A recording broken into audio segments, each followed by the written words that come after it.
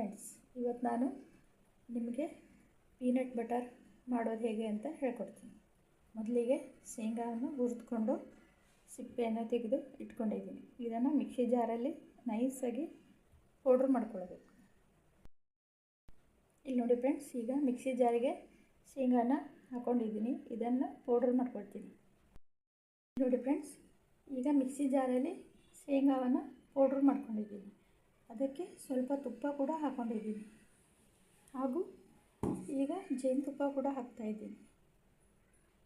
ಎಷ್ಟು ಹಾಕಿ ಮಿಕ್ಸ್ ಮಾಡಬೇಕು. ನೋಡಿ friends, home made peanut butter ರೆಡಿಯಾಗಿದೆ. ಇದು ಶೇಂಗಾ, ಜೇನುತುಪ್ಪ ಹಾಗೂ ನಂದಿನಿ ತುಪ್ಪ ಹಾಕಿ ಮಾಡಿರುವಂಥದ್ದು ಹೋಮ್ ಮೇಡ್ ಪೀನಟ್ ಬಟರ್. ನೀವು ಕೂಡ ಮಾಡ್ತೀನಿ. ಇಷ್ಟ ಆದರೆ ಲೈಕ್ ಮಾಡಿ, ಸಬ್ಸ್ಕ್ರೈಬ್ ಮಾಡಿ. ನೋಡಿ ಫ್ರೆಂಡ್ಸ್, ಈಗ ಪೀನಟ್ ಬಟರ್ ರೆಡಿಯಾಗಿದೆ. ನೀವು ಕೂಡ ಮಾಡ್ತೀನಿ. ವಿಡಿಯೋ ಇಷ್ಟ ಆದರೆ ಲೈಕ್ ಮಾಡಿ, ಸಬ್ಸ್ಕ್ರೈಬ್ ಮಾಡಿ.